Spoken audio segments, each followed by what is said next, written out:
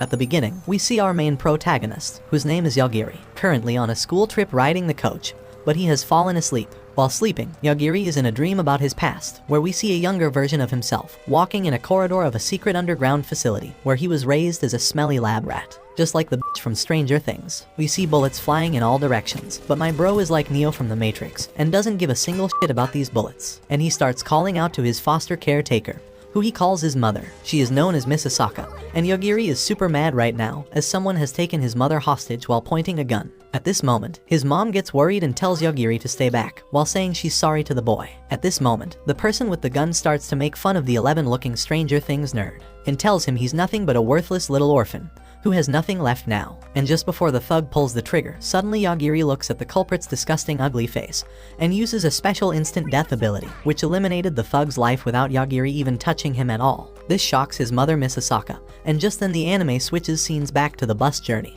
And here a girl named Tomochika Donunura is shouting at Yagiri and tells him to wake the f*** up, as the bus they are riding is currently being isekai'd off into a strange world.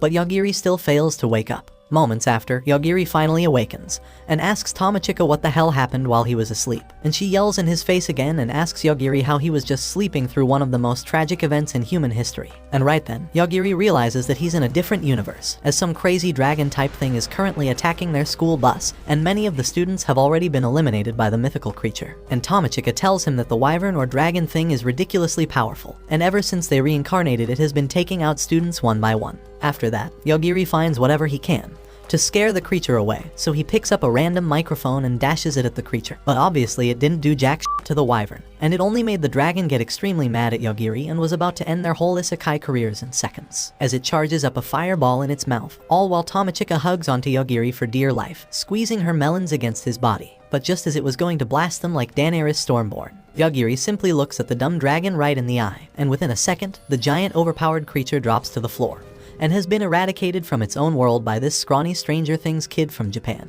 And after he tells Tomochika that she owes him some cheeks for saving her life, and after he plays some Super Mario like an absolute boss, and has nothing to worry about. After that, Tomochika tells Yagiri that if he doesn't put away the Game Boy, she won't let him squeeze her soft melons ever again. So he puts it away, and she starts to explain what the hell happened to their school trip. And here, Tomochika tells Yagiri that while the bus was heading through a tunnel, as soon as they came out the other end, the whole scenery changed and they arrived at a beautiful meadow. And some random, rude and very entitled fairy goddess named Sion appeared on the bus and welcomed them all to her world, which pisses off the school's headmaster, and as soon as he smelt Sion's hand, he vanished into thin air. She warns everyone on the bus that her hand will make any one of them disappear like she's wielding the Thanos gauntlet, and that if they don't listen she will make another person smell her disgusting hands and see if they can take her stench. After that, she starts to troll the entire class on the bus and told them all that she is a SSS rank level mage and the most overpowered goddess on the island, and that her anime power level is over 9,000, just as a pop culture reference joke. But no one even laughed, which annoyed the goddess Sion,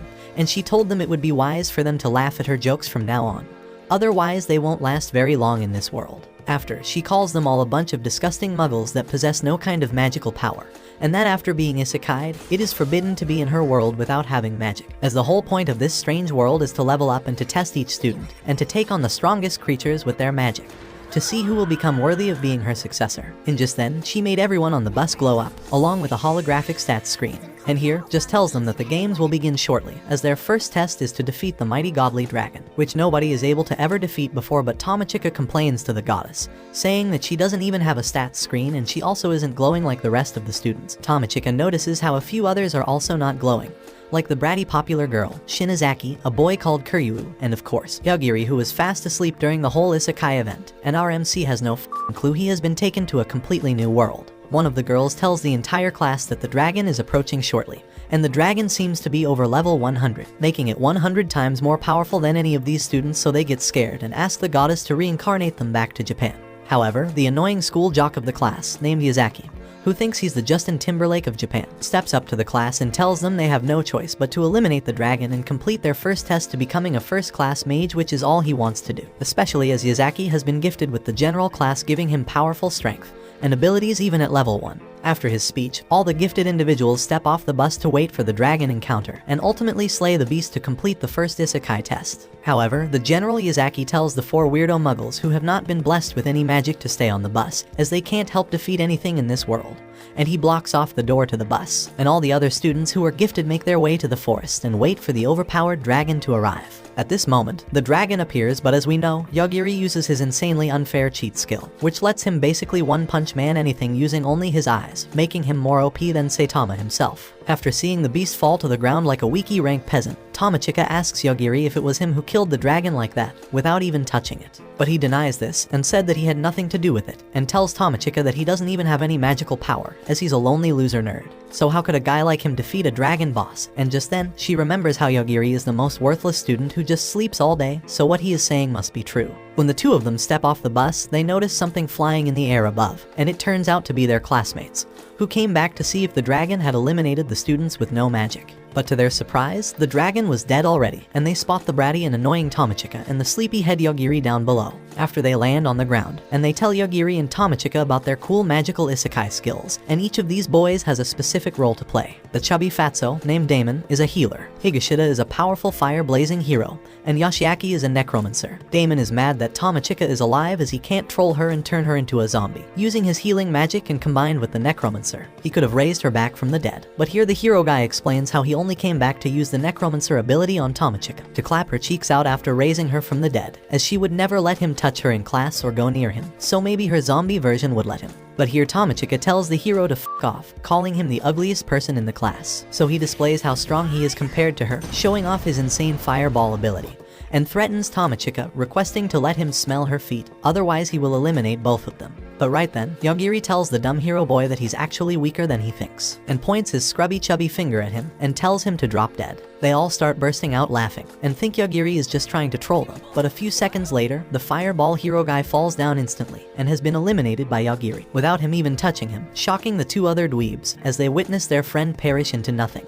And finally, shutting his big mouth once and for all. His necromancer friend starts crying about his loss, and so he asks the fatty healer to heal the hero dude. But Yagiri points a finger at the necromancer guy, and he gets wiped out just like the hero, and the only one left is the chubby healer, who tries to heal his 2 buddies, but reviving or healing magic also doesn't work on people who have been targeted by Yagiri's power. After, Mr. Fatso tells Yagiri how unfair his power is, and that he might just be the most overpowered thing in the whole anime universe. And we should just end this anime recap right now, because Yagiri can just one-hit kill anything he wants to. But Yagiri tells the snobby little dwarf that there is actually one thing in this world that can counter his instant ability, but it's definitely not gonna be him. And that's when he finally gives up, and tries to be friends with Yagiri and approaches him with friendly intent. But Yagiri knows when someone has intentions to kill him and explains how his other power is a special sense to know when someone wants to attack him. And this makes the healer boy fall to the ground, and he begs the demon lord of this world to erase Yagiri, as he's just too strong for anyone. After, Yagiri asks the little salad dodger nerd why he's so excited about this, and what a demon lord even is. And that's when the healer tells Yagiri that this is not the first time he was reincarnated into this world.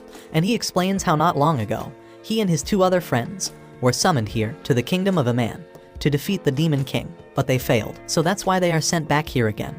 But Yagiri has already eliminated his entire crew, so they are all doomed. However, Yagiri doesn't believe him, as he never saw him and the others missing any school days. But the healer tells him that this is because in the magical realm, it seems they were here for months, but as they traveled back to Earth in the real world in Japan, it was only a few hours that they were gone, so that's why it seems like he's lying. However, Yagiri prepares to end this boy's whole career, but just then, the boy promises to be his loyal servant, and guide him through this other world and help him find the demon lord. After that, he tells Tamachika that they will need to hunt down this demon king and end it off so he can go back to their world, and he can finally relax in peace and chill with his video games and hot Cheetos, watching anime recaps. However, Tamachika is surprised that Yagiri is helping her, and he tells the girl that he's only protecting her as he remembers the soft feeling of her chest when she tried waking him up on the bus, which makes her extremely mad as she thought he was just a nice guy without any other intentions. However, Yagiri loves big juicy jugs just like all of us and is definitely a man of culture. On the other hand, we see Sage-shin squirming around in her bed while waiting for her attendant, Yoichi, to come make a report to her. He explains that 4 people died in the first Sage test, including 2 unblessed people and 2 S-rank ability holders. This makes Shin shocked for a moment, but she decides to procrastinate like y'all procrastinate your assignments and says that it shouldn't be something worth worrying about before lying down once again. After that, Yagiri and Tomochika decide to go to the nearby city to see if they can meet up with their classmates. They arrive just before the city gates are being closed and manage to get in even though they don't know the language of this world. Soon, a senior officer walks up to them and it turns out he can speak their language. Yagiri explains that they split from their group and are now looking to meet up with them. The stuck-up officer says that he has been ordered to not interfere with the Sage candidates, but there's nothing telling him to help them either. He says that their classmates have already moved on to their next destination,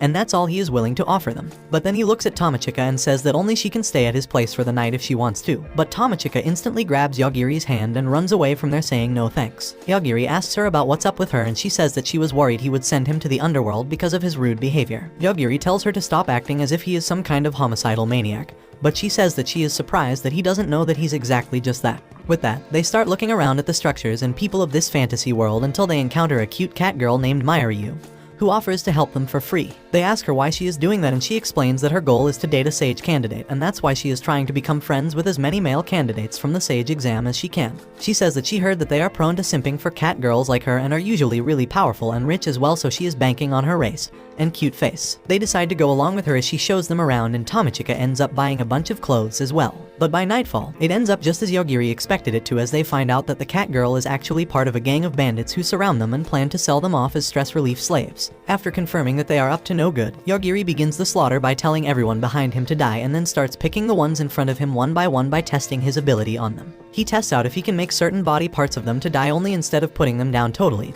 and keeps doing it until only the cat girl and the leader of the bandits is left behind. After that, he tests some delayed functionality by telling them to die and lets them run off for a little bit before the ability kicks in and sends both of them to Hades as well. After taking care of them, they both decide to skedaddle out of there, but they get stopped by the knights in the area. Their captain, Edelgard, asks them what happened there and reveals that they saw the men around them collapsing on the floor out of nowhere. Yagiri asks them why they didn't help them if they were watching them, and she reveals that they were planning on following them once they got captured and following these goons to their base and capturing their leader. She also tells them to not act big as they are blessed with the Saint's protection, which makes them immune to attacks by them. Just then, her vice captain speaks up and says that according to his appraisal skill, these two don't have any blessings from the Saintess. Hearing this, the captain says that it would be hard to believe that they are responsible for these people collapsing and lets them go. The vice captain apologizes for causing them trouble and shows them a fancy hotel to stay the night at to show his gratitude for forgiveness. At the hotel, Yagiri books 2 separate rooms for them, and once in the room, Tomochika wonders if Yagiri is interested in her romantically. Just then, she feels a cool breeze and looks up to find a fat floating ghost in the air. At first, this shocks Tomochika, but then she takes a close look at the ghost's face and wonders if she is her elder sister. But the ghost speaks up and says that she is called Makamoko, wife of the Danara School's founder's son and the distant ancestor of Tomochika. She further adds that she is her guardian spirit and is tasked with the duty of the restoration of the Danara School's dynasty. Tomochika asks why she didn't show herself earlier, to which Makamoko replies that she was afraid of Yagiri as she might have gotten obliterated if he got shocked and decided to get rid of her accidentally. She then asks Tomochika to explain her existence to Yagiri the next day so she can show herself without worrying, and then tells her that she will protect her from supernatural threats, and that she is the one who protected her from getting that blessing from the Saintess as well, because once you accept it, you become a puppet to her. She further adds that her wish is for Tomochika to return to her real world, and to make that happen, she will pass on the secret techniques and abilities of her family to her so she can fight on her own as well. The next morning, Tomochika walks down and meets up with Yagiri and asks him if they would be chasing after their classmates right away. Just then, the concierge walks up to them and introduces herself as Celestina. It turns out this hotel is a first-class establishment for rich people that takes care of anything and everything they request of them as long as they can pay for it. Yagiri asks her for help with locating their classmates, and she gives them a map to the royal capital and 2 tickets for a train headed there. She says that according to their information network,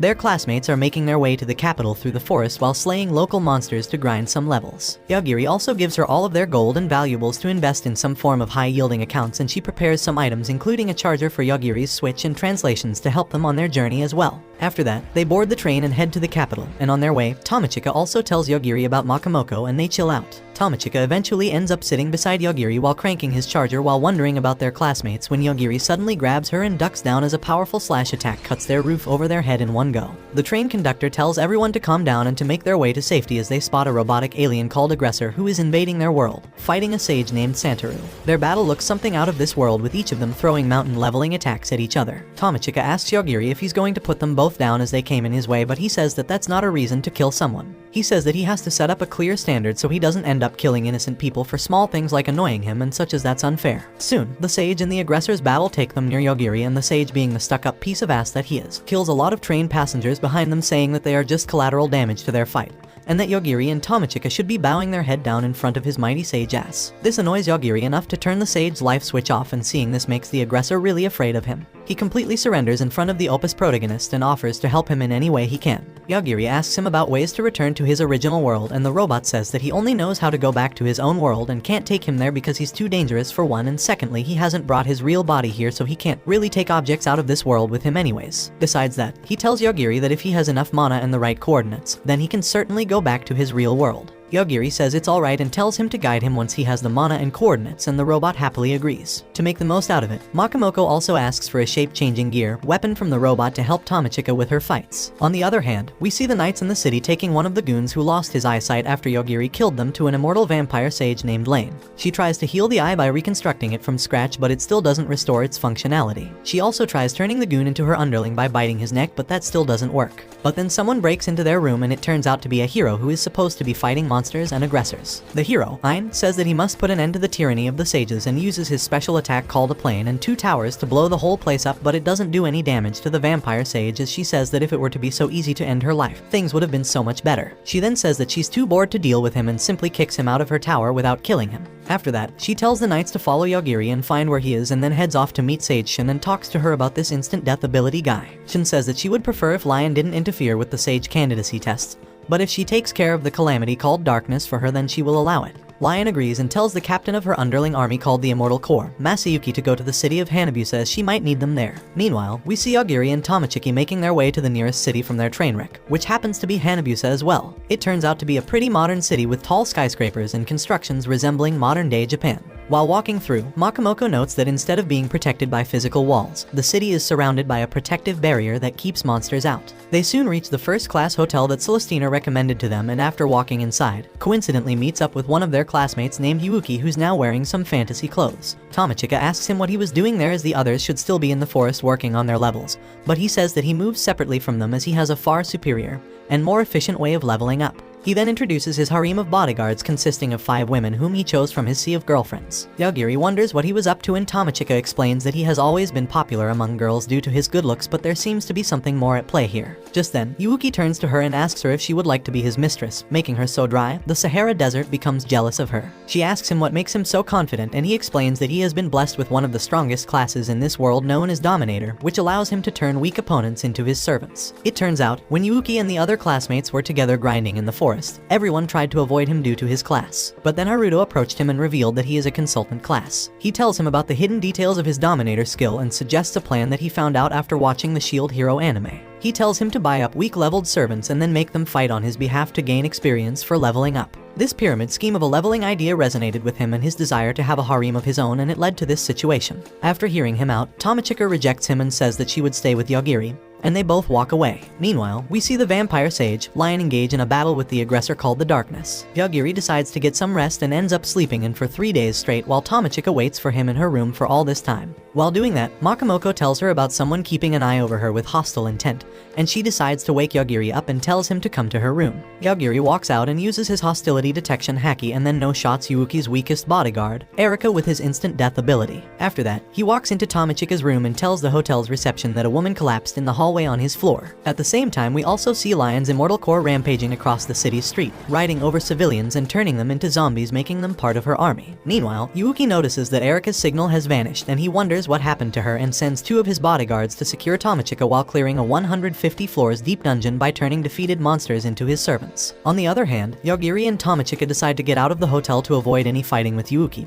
but they get ambushed by the captain of his bodyguards, Riza the Ice Mage. She says that she is there to get Tomochika and freezes them both in rock-solid ice, but Yagiri kills the ice with his ability, and makes it pathetically easy to shatter. This makes Riza shocked and she tries to cast another spell, but Yogiri kills the spell and then kills her staff as well, making her fall on her knees. After defeating her, Yogiri asks her if she can use magic without her wand and if there are any other wands that she is carrying on her. She says that she is a wand master and can only use magic through wands and that she is only carrying a small spare one in her treasure chests. She also tells them about Yuuki's orders to capture Tomochika, and just then they get attacked by a doll that's crawling on the wall, but Tomochika puts it down using her martial arts skills manifesting due to Makamoko's influence. It turns out they are Yuuki's other bodyguard, Chelsea's puppets, and Yogiri takes most of them down with his ability as well. Just then, Riza tries to get them by surprise using a small wand disguised as a hairpin, but Yogiri puts her down with his ability as well. After that, they walk out to make Chelsea stop fighting as well, and she gives up all the information she has about Yuuki and his plan. Seeing Riza and Chelsea getting defeated, Yuuki decides to lure them out using a fleet of cockroaches that he controls using his Dominator class ability,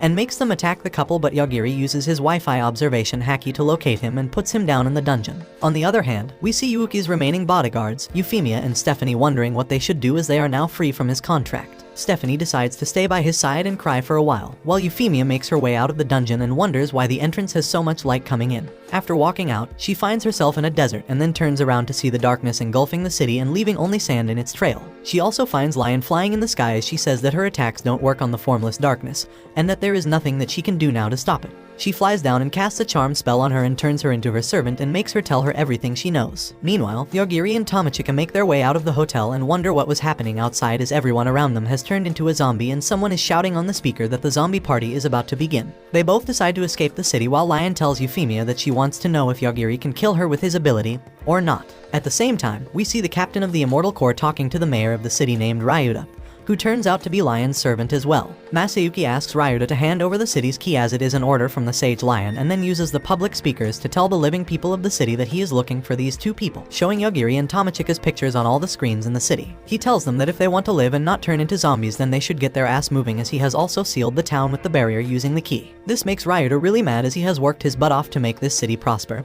but he can't do anything against Lion's orders. Now, with everyone coming after Tomochika's badonkadonks, Yogiri decides to head to the city square to make a deal with Masayuki himself. Once there, he tells him to lower the barrier as they want to board a train and go to the royal capital, but Masayuki asks them if they even know what kind of a situation they are in while raising his army of undead soldiers. He says that those who are already dead cannot be killed, but Yogiri simply wills them to death as well using his Opus ability. This makes Masayuki really shocked and he asks how that's possible, and Yogiri explains in the most Giga Chad way that he is the one who decides if something is dead or not. Hearing this, Masayuki becomes enraged and he says that there is no way such a ridiculous ability exists in this world as he begins to transform into his vampire werewolf mode, but Yogiri simply puts him down in between his monologue and transformation, saying that he doesn't need to wait for the cringiest loser in the anime to finish his lousy transformations. After that, he turns to Ryuta and asks him if he can make the barrier right again and asks him why everyone after them. He explains that they were in the lands controlled by Sage Lion and he doesn't know why she is interfering with Sage Shin's Sage candidacy test. Just then, they notice the people of the city walking towards them as if they have been possessed by something.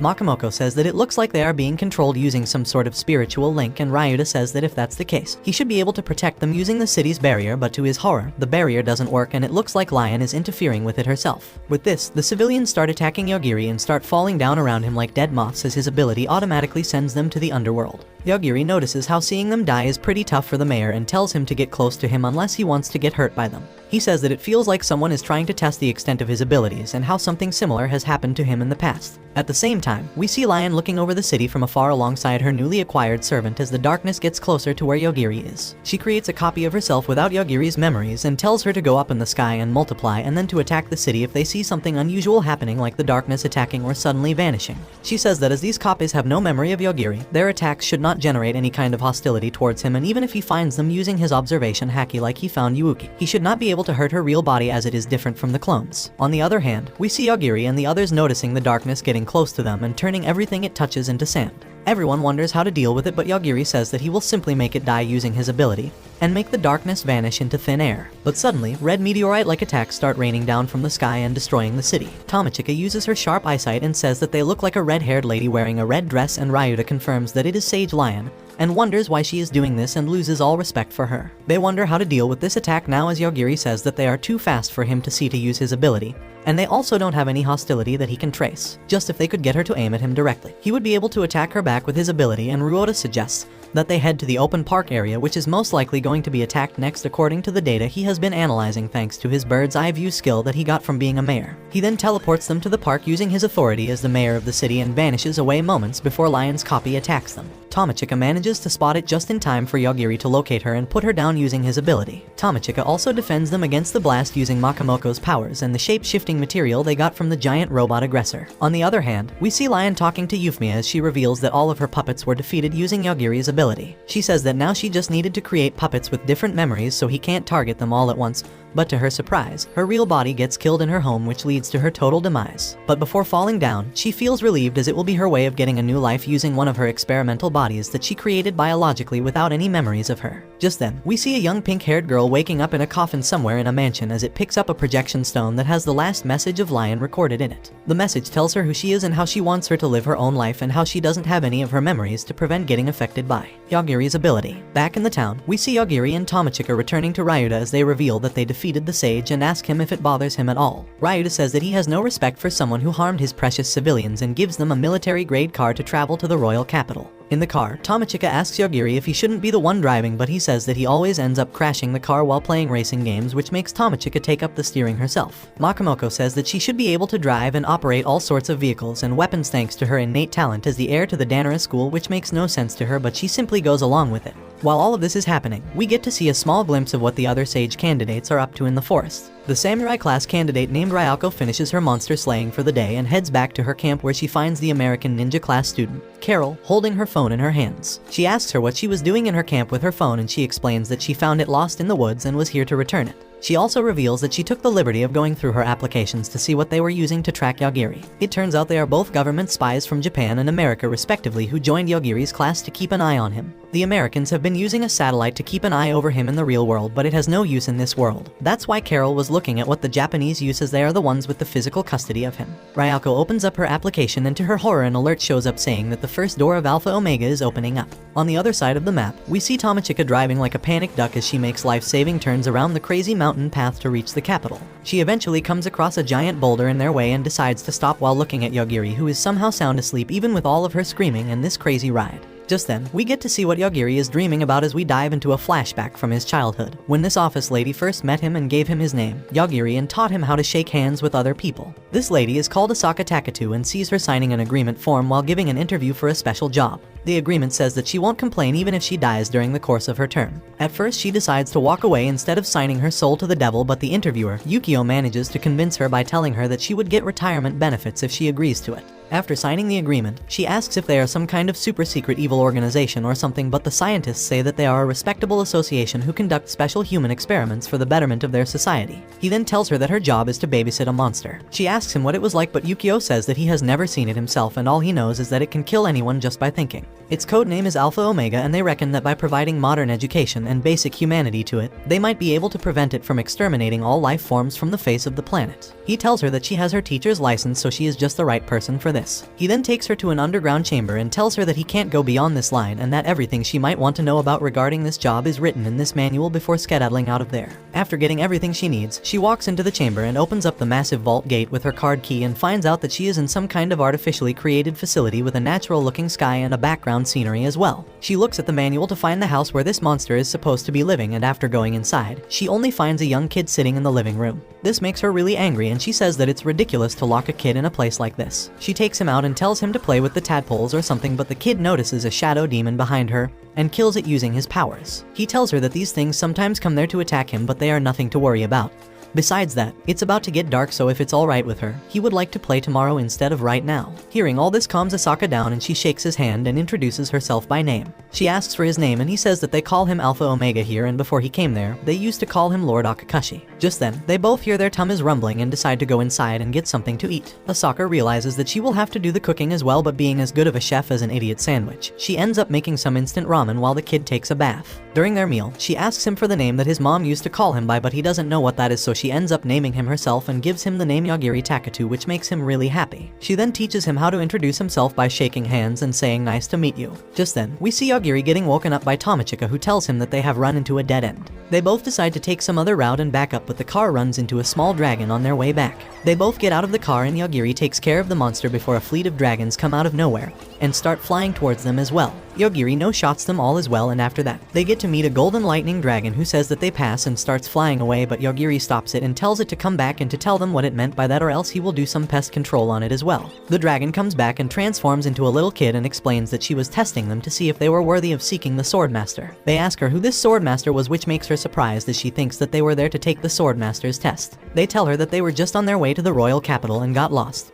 to which she introduces herself as Attila and offers to help them if they agree to go see the Swordmaster with her. After agreeing, she takes them into a mystical forest where the Swordmaster is gathering all the test takers. There they meet the old guy named Urabe, who announces that if in 10 minutes there's not half of them left there, all of them would fail, which marks the start of a massive battle royale. The first one to get sliced and diced is this unlucky loser, followed by a bunch of others, including a shady group of magicians that Yagiri sends to hell with his ability. They both also get defended by a righteous knight named Rick and manage to save the beta loser who got cut in half named Lionel, thanks to a special stone called the Apology Stone that gives him random powers and buffs. After that, they all head to the next destination of the test, and Lionel also explains that he got these stones from a goddess to make up for the bad luck he is suffering from. He says that he gets new stones every night, and these stones can be used to summon random items and effects through a gacha system. As they get close to their next destination, the miasma in the area starts getting lethally thicker, and it even makes Lionel vomit on the ground. But then, Makamoko notices that the miasma has suddenly disappeared, and she wonders what caused it, while we see Yagiri acting weird. After that, they head up the tower where Urabe shows them a giant sealing spell with the Dark King sealed inside it alongside the ancient sword master who ran her sword through both of them while sealing them in this seal where time flows extremely slowly. Urbane explains that it is their duty as the S-Rod Master to defeat the Dark King once he is freed, but then a magician girl reveals herself and throws a massive fireball at the Dark King, saying she will defeat him once and for all, but the spell simply becomes stagnant in the time seal and she realizes just how dumb she is. Rick tells Yagiri that the magician is called Frederica and she is his friend who told him to take the Sword Master's test in the first place. After that, the examiners tell everyone that they need to reach the bottom floor of the tower while defeating monsters and clearing different tasks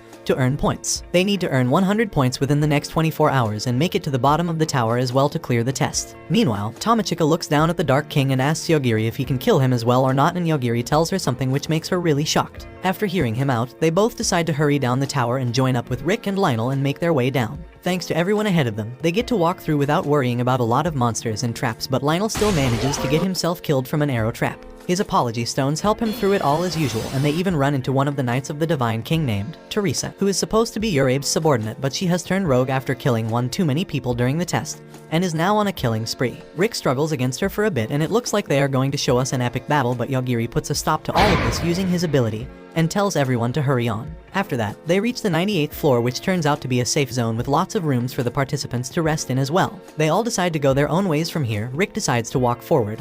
Lionel decides to rest till midnight to get new stones, while Tomochika and Yagiri decide to take a good nap. At midnight, Lionel gets a special anniversary event drawn from his gacha system, and manages to summon the goddess who called him to this world and gave him the apology stones. She says that she is there just to check on him and then takes her leave, while Yagiri and Tomochika simply fall asleep in the same bed. The next morning, when they wake up, they see Makamoko half stuck in the wall, and she says that something is making all the souls in the tower get sucked up towards the top. Yagiri helps her out by killing the sucking mechanism and then tells Tomochika to prepare herself, as from this point onwards he would be killing everyone indiscriminately as they are in a place of danger. She says that it's fine and that she has already steeled her nerves and that she isn't hypocritical enough to blame him while he is doing it to save her. Hearing this makes Yagiri really happy inwardly, and he becomes all shy and red and says that he's hungry, and they order some room service for their meal. On the other hand, we see a sage named AI fight against another summoned sage named Rikudo, who abandoned his duties as a sage after coming to this world and established a community of beastskin in the forest, and decided to live there peacefully. AI's job is to assassinate sages and sage candidates who have forsaken their duties and possess the power called Just World, which allows her to manipulate the powers given to herself and others by God to the highest degree. She kills Rikudo, and her dagger tells her that her next targets are the sage candidates Yagiri and Tomochika, and tells her to head towards them. On her way, she ends up getting chased after by a fat who turns out to be none other than Damon, who has been wandering in the forest since episode 1 following Yagiri's commands. He seems to have gotten rid of his servant collar somehow and reveals that he was taken in by Rikudo, but now that he is dead, he wants to follow AI and begs her to let him become her slave. With that, they both head towards Yagiri's place and run into the Golder Dragon from earlier. Damon worries that AI won't be able to beat the dragon as her ability allows her to only deal with the cheat skills the other worlders receive, but she says that she can interfere with any natural phenomenon phenomenon and make it just like she believes it to be, but it doesn't work if her target has a high enough luck stat. She then makes the dragon unable to fly because it's too big, and before she can do much else, an aggressor by the name of Hedgehog appears on the spot and kills the dragon with its sharp blades. After that, it vanishes back into the distance while showing the way to the Swordmaster's tower to AI. Meanwhile, Yagiri and Tomochika make it through almost half of the tower until they run into a silver-haired guy who accuses them of cheating. The guy introduces himself as Iglesia, the creator of the tower, and tells Yagiri that he feels sad because he has been bypassing all of his traps by killing them using his ability. He says that he is too dangerous to be left alone. He starts preparing some big spell while saying that he is going to give them a choice, but Yagiri eats him to the other world saying he's in a hurry. After that, they go to the next area where they find another Dominator using his harem of girls to fight another test taker who turns out to be a half-demon like Euphemia. Yagiri asks for permission to pass by as he's not interested in fighting, but the Dominator says that he will let them through if they defeat his bodyguards in a 3 versus 3 battle. Yagiri accepts and no-shots them all with his ability and starts walking forward, but this makes the Dominator really mad and he tries to stand up to cast a spell, but Yagiri puts him down just as fast, calling him a liar. Seeing all this, the half-demon girl says that she has a request to make of him and they decide to at least hear her out. The girl introduces herself as Theodisia and explains that she is looking for her younger sister. She says that she came here because she heard that some of her people were trapped here and helping her might come off as being against the Swordmaster. Yagiri says that he has already made a mess out of his tower, so he won't be really fond of him anyways, so he has no issues with helping her out. He then asks her if she has any clues about where her people could be, and she says that she can feel their presence and it seems like they are somewhere underground. Just then, Rick, Frederica, and Lionel walk into the arena as well, and it turns out Rick and Frederica were helping Lionel gain some points as well because he is a sissy loser. After that, they all reach the bottom floor where Urabe announces that they have all passed the test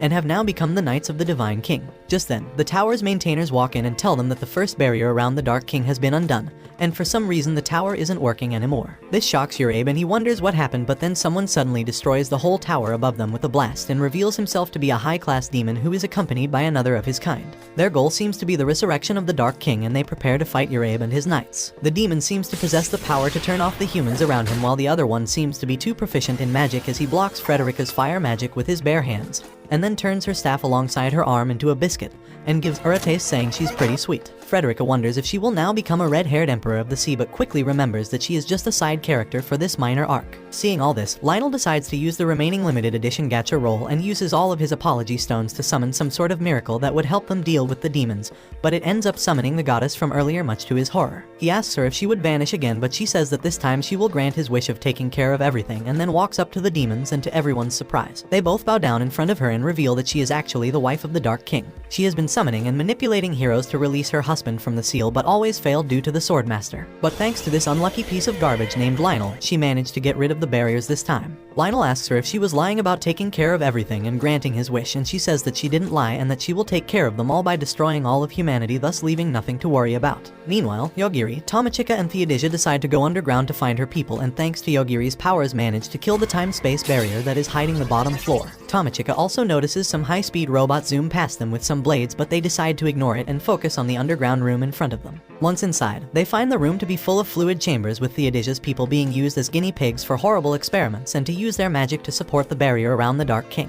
Theodisia decides to put an end to their misery using her own hands, and then resolves to take revenge from the Swordmaster. With that, they all head back up to see what was going on. On the other hand, we see Lionel trying to stall the goddess to create an opportunity for the Swordmaster to slay her. While doing so, he makes the goddess reveal that she had been waiting for all sorts of obstacles to get out of her way, including the creator of the tower, Iglesia, as he would have been able to restore the barrier instantly. Besides that, she was also worried about the goddess killer who somehow suddenly died during the test, and now she is able to break the barrier to release her husband. With that, she destroys the barrier's core and releases the Divine King and the Dark King from their time seal, but to everyone's surprise, the Dark King simply falls down into the river with his dead ass and drowns away. They all wonder how this could have happened, while we find out that it was Yagiri's doing and that he accidentally killed the Dark King in response to the high-density miasma in the region that was about to harm him. Just then, Theodisia takes advantage of all the confusion and slices the Swordmaster in half and takes her revenge. This makes Rick and the others really surprised, and they wonder if she is an enemy. At the same time, the high-speed robotic aggressor, Hedgehog, also appears in the battle zone and assassinates the goddess and zooms away.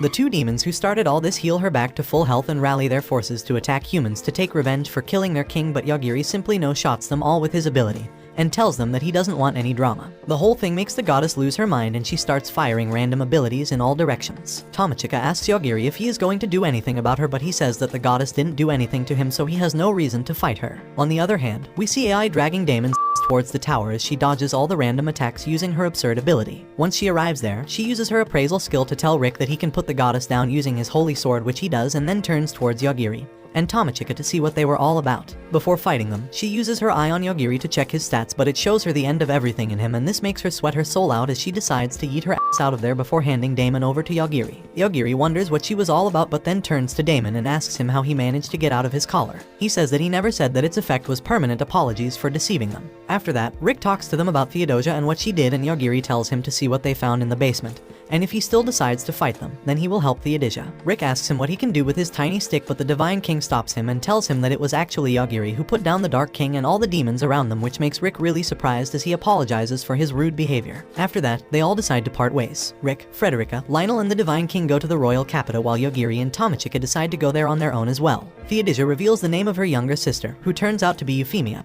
and Yagiri and Tamachika tells her that they heard this name while walking through one of the cities on their way and tell her about the routes they took. Before leaving, Rick also gives them a couple of pendants with the emblem of the Royal Knights and says that they should show these to the guards in the capital if they ever need his help. With this, Yagiri and Tamachika start their journey towards the capital while leaving Damon to his wits. But unfortunately for him, he ends up getting approached by one of the demons that attacked the tower, and he tells him to follow him. While all of this is happening, we see Shin sipping on some sweet tea as her knight reports to her about AI and Yagiri. She says that she shouldn't interfere with the sage candidates and decides to summon someone from Yagiri's world to ask them about him. The summoned guy turns out to be one of the Japanese scientists who were keeping a watch over him, and when he finds out that she is the one who made Alpha Omega disappear from their world, he calls her a savior and thanks her. But then, he notices a warning on his device which says that as a sea-level employee, he is not allowed to be this close to Alpha Omega, and it makes him self-destruct into a pile of pizza sauce right in front of the sage. On the other side of the map, back to where the bus was attacked by the dragon, we see Ayaka suddenly gaining consciousness as she gets brought back to life by some form of sentient chat PT.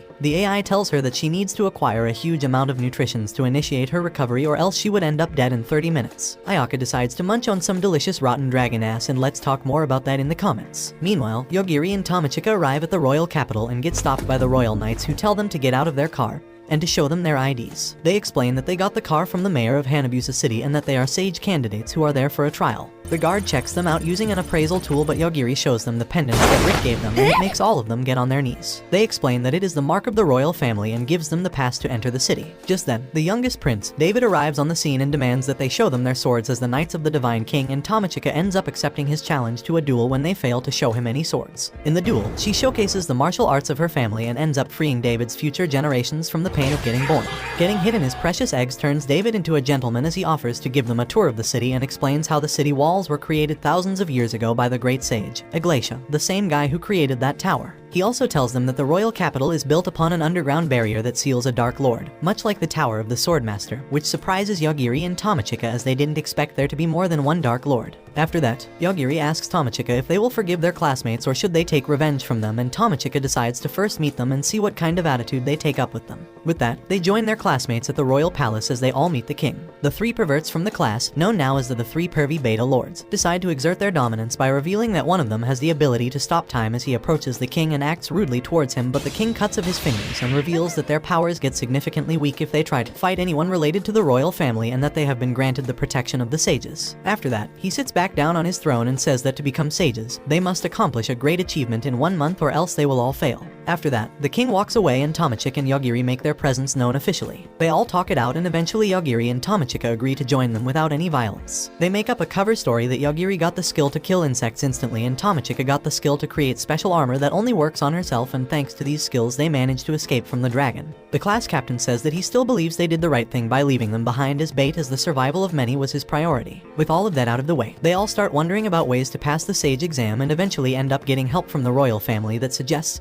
that they go down the underground dungeon and defeat the Dark Lord as their accomplishment. With this, all of them form groups and go underground, led by David and Rick, who eventually arrives at the royal capital with the Divine King as well. While Tamachika is busy busting her ass off in the underground dungeon, Yagiri joins the group of the losers of their class, including 2 other guys, one with the ability to cook and the other with the ability to read anything. Soon, another guy named Seiichi joins them who has the ability called Death God, which is pretty similar to Yagiri's ability of instantly killing their target, but it is an inferior version of Yagiri's power. The guy sits down in front of Yagiri and reveals that he is with the cult, which is yet another organization which hails him as the god of death and is also the one that refers to him as Lord Akakashi. The guys say that he had been keeping an eye on him using his mechanical eye, but it has stopped working since they came to this world, and then walks away saying that he will be happy to serve him if he needs wants his help. After that, the other two spies also make contact with Yagiri and Tomochika and apologize to him for deceiving him all this time. Yagiri says that he doesn't mind as long as they don't cause him any trouble and lets them focus on their survival in this new world, and says that he wants to meet the sage Shin as she might know of a way to get back to their world. While all of this is happening, we find out that Euphemia got to meet up with Lion's new body and decides to serve her. The new body names herself Risley and takes Euphemia along with her on a journey to find the guy named Yagiri. Besides that, Shin goes to see AI in the Sage's world and finds out that she is suffering from PTSD after looking at Yagiri. She becomes worried and says that she needs to get more information on what he actually is and decides to go meet his classmates. At the same time, the demon spawn, Lute, teams up with Damon as he knows about Yagiri and takes him to the royal capital to unseal the younger and much stronger sister of the late Dark King who is residing under the royal capital. Once they get inside the city, they go to a tavern and try to get information on ways to get inside the underground dungeon.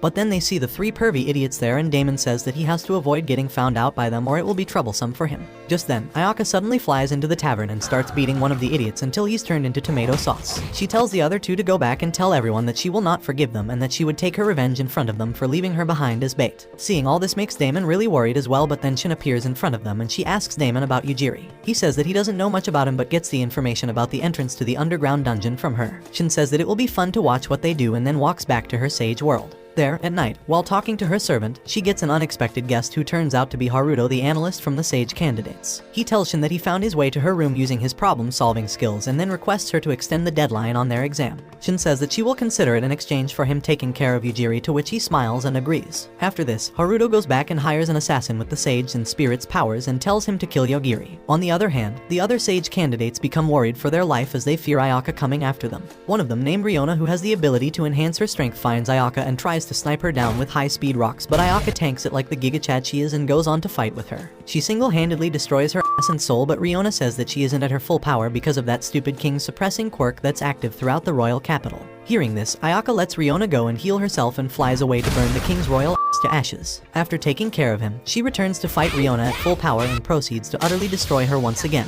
The next night, she fights the cook loser who somehow manages to actually give her an actual fight as he extrapolates his power by assuming her to be an ingredient, and then using his chef status to fight her using a kitchen knife and a shadow clone jutsu, saying that it is an essential skill for a cook as they often need many hands to keep the kitchen moving. But even after all of this, Ayaka ends up making a roasted barbecue out of him using her draconic flames. Meanwhile, we find out that the reader guy actually has the ability to see the future, which writes itself in his notebook as soon as he makes a choice. While all of this is happening, Damon and Lute go down to the underground dungeon and find out that the Dark King's sister managed to break the seal on her own but decided to stay there to avoid making her brother mad. She suffers from a severe brother complex and loves him a lot, which makes her be good to Lute and Damon as well when they bring her brother's key to her. But when Lute tells her that her brother is dead and who did it, it makes her really mad and she takes both his arms and says that she will revive her brother and starts engulfing everything around her using her spell. On the other hand, we see Shin arriving in the dining hall to meet the Sage candidates after Haruto gets an extension from her. She tells everyone that she is not happy with how the Sage exam is turning out and thinks that it is too easy, so she wants them all to fight each other until only one of them is left, and that person would be the only one to become the Sage. This marks the beginning of the Battle Royal as the Death God ability guy tries to use it on Shin, but she says that it doesn't work on her as she completely heals herself with a level up and then knocks him out with a flick from her fingers. Meanwhile, Yagiri is being chilling outside and he notices David sleepwalking as if he is under some kind of spell and watches him jump into a ravine. He tries to help him and ends up falling down with him. Underground, the Dark King's sister named Mana turns into her liquid mana form and starts taking over everything in her sight as she starts gushing out of the royal capital with extreme force. While falling down, Yujiri saves himself and David by killing their momentum using his ability, and then meets up with Damon, who is running away from Mana for his life as well. They all end up catching an elevator that takes them back up, and once there, Yujiri goes to meet up with Tomochika to find out what was happening. She tells him about the Battle Royal and they end up fighting a bunch of their classmates as well. Meanwhile, Ayaka decides that it is a great day to take her revenge and joins the Battle Royal as well. She ends up fighting a girl who has the power to summon all sorts of modern weapons, and when she starts losing the battle, she summons a nuclear bomb like a sore loser and drops it on Ayaka. The explosion destroys everything around it and also takes Yujiri and the others in its effect, but Yujiri saves them all by killing the laws of physics, because why not? Ayaka manages to survive the explosion by giving up her human form and permanently transforms into her dragon form. Once healed up, she decides to make sure that everyone is dead and finds Yujiri and the others alive in the middle of a flaming zone. The Chak PT in her brain starts speaking up, and it turns out that it's a technology from the future specifically developed to counter the instant death ability of Yujiri by becoming undetectable by him. This effect works to a certain extent, but Yujiri simply kills Ayaka as well when he sees the massive dragon approaching them. After that, Shin arrives in front of them and says that she had been wanting to talk to Yujiri as she heard that he is going to wipe her out. Just then, Yujiri uses his ability to kill one of her ankles and then starts off by killing her fingers and shows her who is the real boss there. He then asks her to tell him about ways to get back to their old world, but she simply teleports back to her sage world and tries to heal herself. All of her attempts fail and it makes her worried, but then Yujiri starts killing more of her parts and even starts attacking her beloved servant, Yuichi. This makes Shin give up and she comes back to him and explains that there is no way for them to return as the link between their worlds has already vanished. Hearing this, Yujiri tells her to tell him about their old world's coordinates and also asks her for ways to gather the necessary mana. She takes out a philosopher's stone out of her chest and says that it is the source of immortality for the sages and should be enough to power their journey if they collect enough of them. All the sages have them, but the stone loses its power if a sage dies. Hearing this, Yujiri decides to let her leave and goes back to the royal palace with Tomochika, Damon, and the two spies including Prince David. Once they are gone, Mana materializes herself in front of Shin and captures her using her powers and absorbs her in herself while calling her a pathetic loser of a saint. Shin tells her to remember the name of the person who will kill her while referring to Yujiri before drowning in her. On the other hand, Yujiri and the others walk into the castle and find the Archbishop blabbering something about starting his villain arc and being happy about the awakening of Mana, but Yujiri shuts him up with his ability because he's too annoying.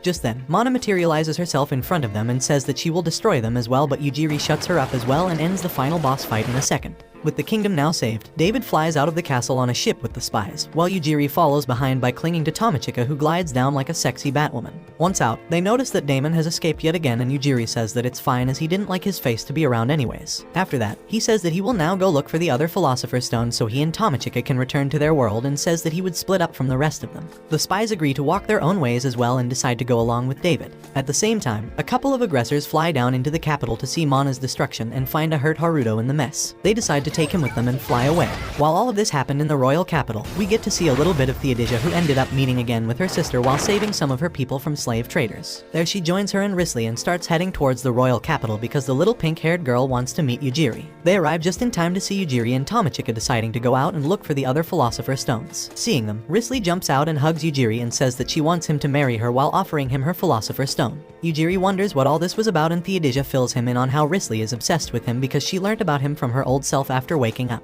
With that, they all get inside Risley's carriage and ride away towards their next destination while Yujiri decides to take a nap. Meanwhile, we see the Divine King watching over the capital from a tower as she wonders how someone could defeat Mana so easily and decides that it is too dangerous to let someone like Yujiri roam around the world like this and starts following him. And that's how Season 1 of my instant death ability is so overpowered comes to an end.